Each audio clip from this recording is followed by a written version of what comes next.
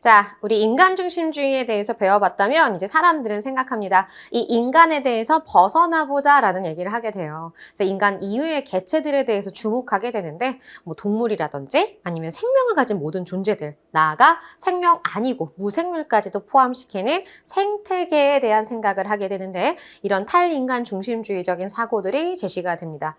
네, 여러분이 이제 좀 조심해야 될 것은 이게 교육과정에 살짝 경계면에 있어요. 그래서 이걸 다 제시해주는 교과서도 있지만 그냥 인간 중심주의 띡, 생태 중심주의 띡 이러고 끝나는 교과서도 있기 때문에 첫 번째, 우리 학교 교과서가 무엇을 채택하고 있는지, 두 번째, 근데 또 이걸 담당하는 선생님이 윤리 전공자인지 윤리를 막 심도 있게 가르치시는지 이런 것들을 우리가 생각해보면서 정리를 반드시 하셔야 한다. 기억해 주시고요. 자, 우선 동물 중심주의 같은 경우에는 나와 있는 교과서도 있고 안 나와 있는 교과서도 있을 수 있으니까 꼭 체크해 보세요. 자, 동물 중심주의도 두 명의 사상가가 나옵니다. 보통은 교과서에 공통적으로 제시되는 사람 바로 이 싱어입니다. 싱어 말고 한 명 더 있긴 해요. 레건이라는 학자가 나오기도 하는데 정말로 레건은 웬만해서는 교과서에 막 제시까지는 안 되는데 그래도 혹시라도 핸드와 프린트로 제시해주는 선생님들도 계시니까 꼼꼼하게 챙겨보시고요. 자, 싱어 어떤 생각을 했느냐? 여러분 예전에 행복파트에서 에피크로스 기억나십니까? 그리고 공리주의 기억나세요? 이 공리주의, 에피크로스 둘 다 공통적으로 인간의 경향성을 이렇게 파악해요. 쾌락은 좋은데 고통은 싫어요. 근데 이런 쾌락과 고통에 대한 생각을 공리주의 사상가들은 어떤 인간으로부터 다른 또 다른 감각을 느끼는 개체까지 확장하게 됩니다. 그러니까 우리 공리주의를 만들었던 벤담 얘기를 좀 해보자면요. 벤담이 약간 사회성이 부족했던 사람이래. 그러니까 사람들이랑 말하는 걸 되게 막 두려워하고 무서워했어. 오히려 이 사람이 되게 편애했던 건 자기가 기르는 애완견, 애완묘 얘네들을 되게 좋아했대요. 심지어 자기가 되게 아꼈던 고양이한테는 자기가 스스로 막 기사 자기까지 내려가면서 누구누구 경 이러면서 막 되게 친하게 막 친구처럼 지냈대. 근데 어느 날 이 애완묘 고양이를 데리고 산책을 나갔던 길이었어요.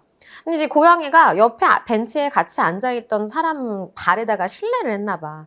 근데 이제 문제는 갑자기 멀쩡하게 있다 뜨뜻한 국물이 내 발에 막 쏟아지니까 깜짝 놀랐잖아. 그래서 옆에 있던 아저씨가 아 뭐야 하면서 이 고양이 이러면서 그냥 발로 뻥 차버린 거야 고양이를. 그러니까 이 고양이가 깨 하면서 막 이제 깨갱은 아니겠지만 막 이러면서 이제 나가 떨어졌겠지. 근데 그걸 봤던 벤담의 마음이 미어지는 거야.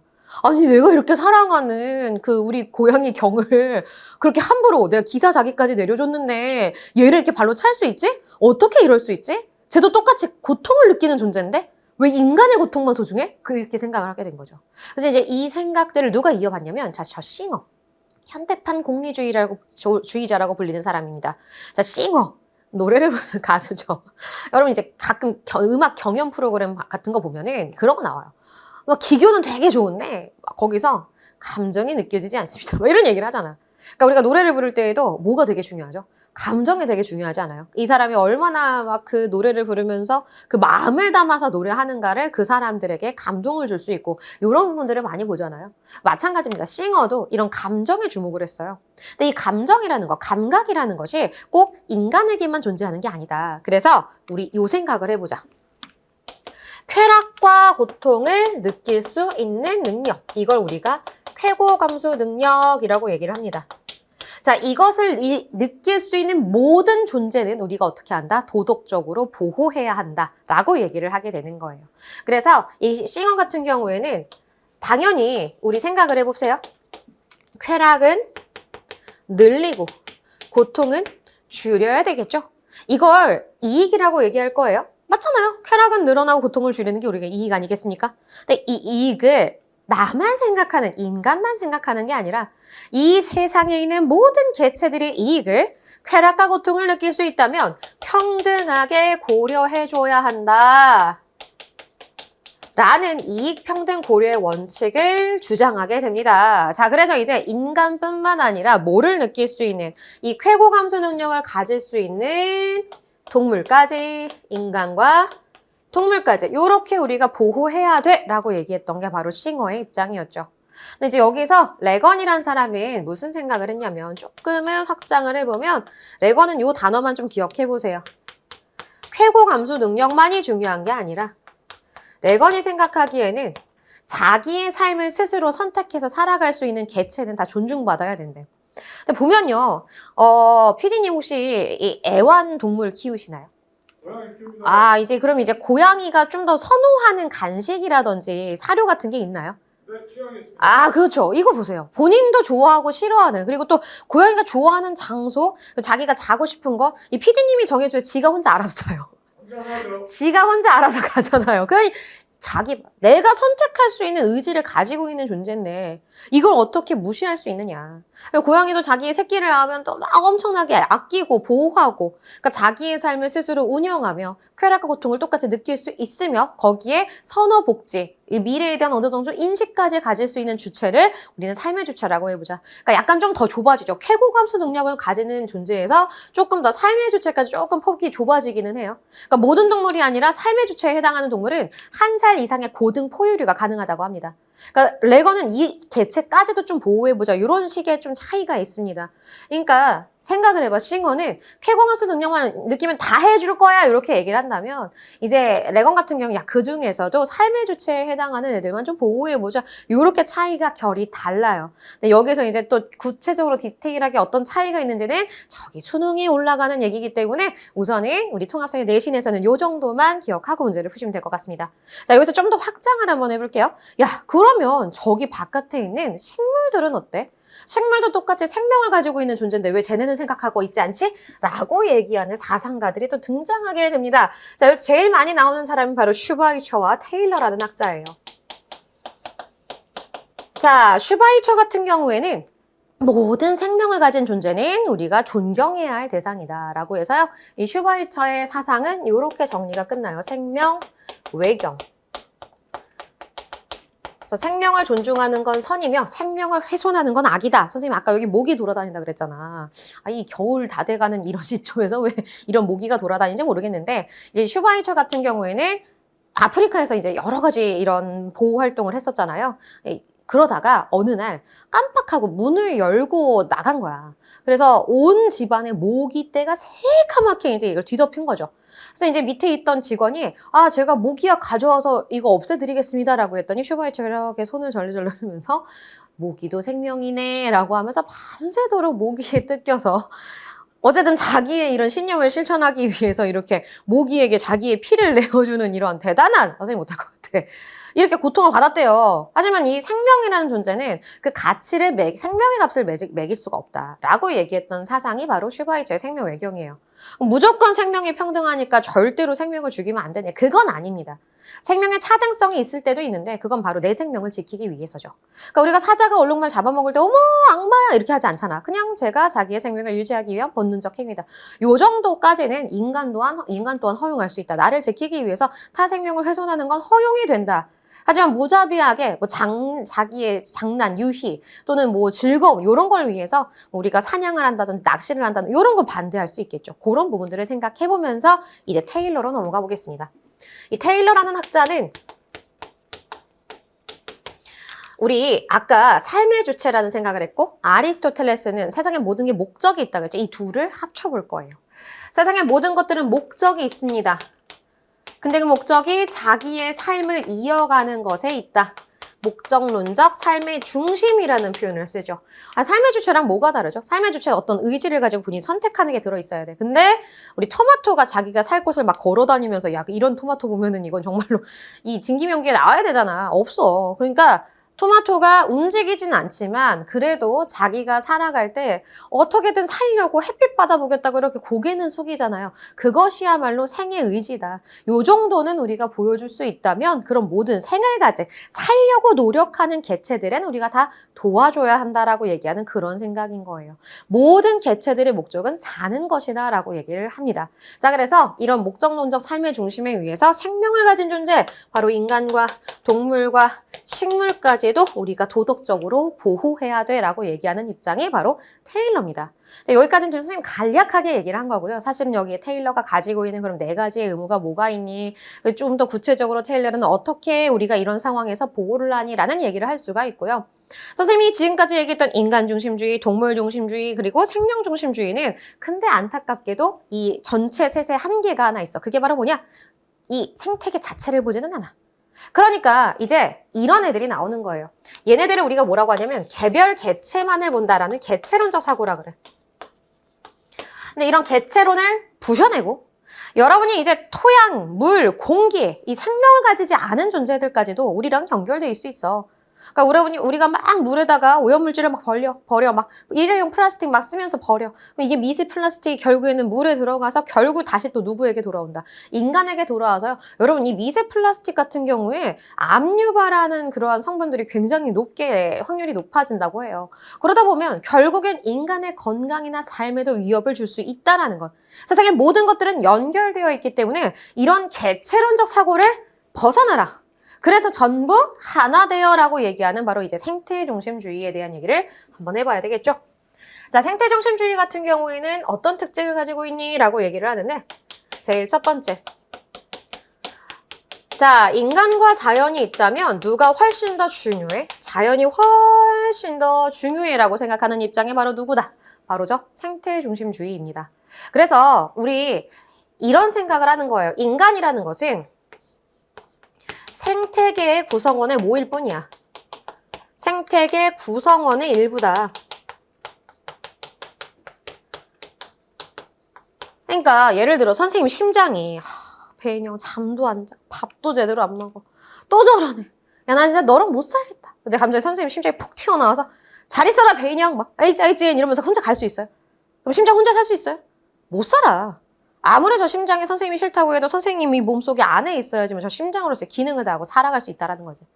그러니까 생태계의 모든 구성원들은 생태계를 벗어날 수가 없어. 마치 살아있는 생명체처럼 연결되어 있기 때문이야. 분리가 안 되는 거야. 그러면 선생님이 심장을 건강하게 하려면 선생님의 몸 자체가 건강해져야 되겠죠. 전부 하나로 연결되어 있다. 이런 사고를 우리는 뭐라고 부른다? 전일론적 자연관. 이렇게 얘기를 하게 됩니다. 그러니까 전부 한 덩어리다라고 얘기하는 이걸 우리가 뭐라 그래? 전일론적 자연관 이렇게 얘기를 하게 되고요. 그러면 이제 아까 얘기했듯이 따로따로 인간 따로, 동물 따로, 식물 따로 이렇게 보는 게 아니라 마치 인간, 동물, 식물, 자연, 인, 동, 식, 자 얘네 모든 것들을 다 뭐예요? 한 덩어리로 묶어서 함께 우리가 잘 뭐해? 우리 다스려보자. 이런 얘기를 하게 되는 거죠. 자, 그러다 보니까 우리가 이 생태중심주의적 사고에서 이런 걸 한번 생각을 해봐야 되겠지. 이 생태중심주의에서 인간과 자연은 어떻게 보는가? 인간, 자연 모두 그 자체로 내재적 가치를 가질 수 있다. 또는 가끔 본래적 가치라는 표현을 쓰기도 하거든요. 이 둘을 구분하지는 않아요. 그래서 내가 다른 것에 대한 도구뿐만 아니라 조심해. 자연에 대해서 내재적 가치를 인정한다 그래서 자연의 도구적 가치가 없습니까? 는 아니에요. 똑같이 내재적 가치 인정하면서 도구적 가치도 있을 수 있다. 하지만 도구적 가치만 보는 것이 아니라 내재적 가치로도 우리가 가치를 인정해주자. 꼭 토마토가 우리한테 쓸모가 있어서 우리한테 맛있는 토마토를 줘서뿐만 아니라 그냥 토마토 자체의 이 삶 자체도 우리가 존중해주자라고 얘기하는 것. 이게 바로 내재적 가치라는 거죠. 그래서 이제 자연에 대한 내재적 가치도 존중해야 하기 때문에 우리가 이 모든 생태계의 연결고리 이런 걸 중요하게 여기자라고 얘기를 했었어요. 그래서 이제 자연을 보호하는 데 굉장히 많은 영향을 주고 사람들에게 생각의 전환을 가져오는 사고방식이긴 했는데 문제가 하나 생깁니다. 생태계 전체가 소중하다 보니까 이런 문제가 생기죠. 우리 예전에 이 마블에서 선생님은 아직도 이 영화를 잊지를 못해요. 그 어벤져스 시리즈의 거의 마지막이었잖아요. 엔드게임. 여기서 빌런 하나 나왔잖아. 어떤 빌런 나왔죠? 세상에 개체가 너무 많아. 그래서 이게 이제 지구뿐만 아니라 이제 우주로 나아가서 너무 많은 개체 때문에 적은 자원을 가지고 사람들이 싸우고 서로 타락하고 나쁜 행동들을 하고 그러니까 딱 절반만 개체 수가 줄어든다면 남아있는 자원으로 행복하게 먹고 살 수 있을 텐데. 그래서 아예 이런 신념을 가지고 그러니까 막 이상한 사람이 신념을 가지고 이렇게 위험해진다니까. 인피니티 스톤을 모아서 이제 소원을 비는 거잖아. 사라져라. 바로 타노스. 이 타노스적 생각을 가질 수 있는 그런 사고방식으로 이어질 수 있다는 거야. 그러니까 생태계를 파괴하는 저 인간 때문에 이 생태계 지구가 위협받으니 누구를 희생시켜도 된다.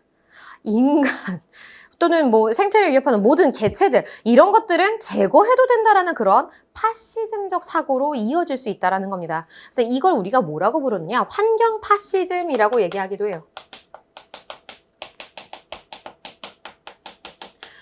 이코파시즘 또는 에코파시즘이라고 얘기를 하는데, 자, 전체 자연 생태계를 위해, 생태계 보전을 위해 일부 개체를 희생시키는 것. 이게 바로 대표적인 환경 파시즘적 사고라고 얘기를 해요. 그래서 구체적인 대안도 제시하지 않으면서 자연 보호를 위해서 어떤 개체를 희생시킬 수 있는 문제도 발생할 수 있다라는 점. 그러니까 이런 부분들이 또 생태 중심주의의 문제점으로 제기되고 있죠. 뭐 여기서 이제 사상가들을 볼 텐데 이 사상가 중에서 제일 많이 나오고 한 98% 제시되는 사람 바로 이 레오폴드라는 사람입니다. 이 레오폴드 말고도 아르네네스라는 심층 생태주의자도 제시가 되긴 하지만 보통은 레오폴드 정도만 기억을 해주시면 될 것 같아요. 자, 레오폴드 같은 경우에는 이런 생각을 가지고 있던 사람이었어요. 세상의 모든 것들은 다 연결되어 있다. 생명 유기체적 사고를 갖게 되는데요. 재밌게도 이 레오폴드의 취미생활은 놀랍게도 이것이었습니다. 피디 혹시 유추되세요? 어떤 취미생활이었는지? 생태중심주의자, 생태계를 보호하자라고 얘기했던 이 레오폴드의 취미. 무엇이었을까요? 사냥이었습니다. 네? 정말로 총을 잘 쐈다고 하고요. 이 사람이 제일 즐겨했던 게 늑대 사냥이었대요.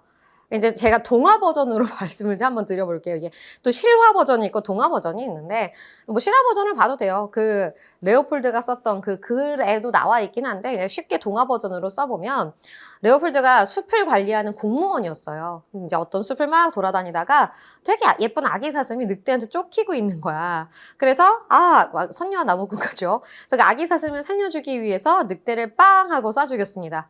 근데 이제 문제는 이 아우 하는 소리가 막 들려. 이 숲은 원래 별명이 늑대의 숲이에요. 늑대가 한 마리가 아니라 수십 마리가 살아가고 있는 숲이었단 말이야. 그래서 이 사슴을 잘 살려주려면 어떻게 하면 좋을까 하다가 그래, 이 숲에 있는 늑대를 모두 잡아버리면 되겠지? 그래서 이제 자기 사냥꾼 친구들한테 전화를 돌립니다. 늑대 사냥 데이! 이러면서 그 숲에 있는 모든 늑대를 다 잡아줬어요. 자, 이제 사슴은 행복하게 살아갈 수 있겠죠? 일까요? 아닙니다. 자, 얼마 기간이 지나지 않아서 숲은 사막화가 돼버리죠. 왜냐면 숲에는 생태 고리의 피라미드가 있잖아요. 상위 포식자였던 늑대가 사라지자 이 사슴들은 막 계속 fall in love 하기 시작하는 거지. 엄청나게 개체 수가 늘어나 버리니까 어떻게 되겠어? 이제 이 사슴을 먹여 살릴 수 있는 풀, 나무 뭐 이런 것들이 다 먹여 뜯겨가고 결국에는 이제 나무가 없고 풀이 없으니까 숲이 사막이 돼버리면서 사슴 또한 굶어 죽게 되는 거죠. 자, 자기의 그 어리석은 한쪽의 단편적인 시각으로 인해 숲을 망가뜨렸다라는 이런 생각에 레오폴드는 한탄을 하고 세상의 모든 것들은 연결되어 있구나라는 생각을 하게 됐다고 해요. 근데 이게 실제 벌어진 일이 아니라 레오폴드의 머리 사고 속에서 일어난 일들이에요. 그래서 이런 부분들을 보면서 우리가 이걸 뭐라고 하느냐? 우리 모두 전체에 이 땅은 하나로 연결되어 있다라고 얘기를 해서 우리가 이거를 뭐라고 얘기해? 대지윤리라고 표현하게 됩니다. 자, 이 대지윤리라는 것은 뭐냐면 이 땅의 모든 것들을 한 덩어리로 다 윤리적으로 보호하자라고 얘기를 하는 거거든요. 자, 그래서 이런 부분들을 생각을 해보면서 이 대지윤리의 사상가 레오폴드는 이렇게 얘기하죠. 생태계 모든 것들은 다 하나로 연결되어 있기 때문에 생명, 유기체적 자연관. 그러니까 여러분 가끔 지구 환경보호 포스터 같은 거 보면 지구가 아파하고 있어요 라고 얘기하는 이런 부분들 본 적 있잖아요. 그러니까 그런 것들을 제시해줬다고 생각을 하시면 됩니다. 그래서 이런 것들을 생각해보면서 세 번째, 우리 뭐에 대한 얘기를 해볼 수 있을까? 그러면 레오폴드 같은 경우에는 생태계 자체를 보존하는 겁니다. 생태계 자체의 선. 선은 항상 뭐예요? good, goodness, 좋음이라고 얘기했죠? 그러니까 이 안에 있는 개별 생명체한테 좋은 게 아니라 생태계 자체에 좋은 것들을 우리가 한번 추구해보자라고 얘기하는 그게 바로 레오폴드식 사고라는 거예요. 그럼 이 사람이 생각했던 우리 선함은 무엇인가? 자, 우리가 살고 있는 이 생태계가 안전성, 온전함, 아름다움, 생태계가 이렇게 안전하고 안정적으로 온전함을 유지하며 아름답게 나아갈 수 있는 것에 기여한다면 그것이 바로 뭐다? 선이다라고 얘기를 하는 거죠. 그래서 일부 개체만을 생각하는 게 아니라 전체적으로 연결해서 우리가 자연을 보호해보자라고 하는 생각을 가졌던 레오폴드의 시각까지, 그래서 우리가 여기까지 우리 윤리적 파트, 인간과 자연이 어떤 관계를 가져야 할까라는 사고방식에 대해서 배워봤고요. 사실 우리가 살아가다 보면 어느 한쪽으로만 치우칠 수는 없어요. 인간도 인간의 삶을 영위해야 하고 그렇다고 자연을 무시할 수도 없죠.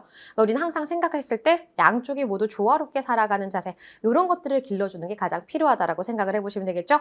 여기까지 윤리적인 부분에서 바라보는 자연환경이었습니다. 다음 시간에는 이제 마지막으로 환경오염과 관련된 건 무엇이 있을까를 정리해 볼게요.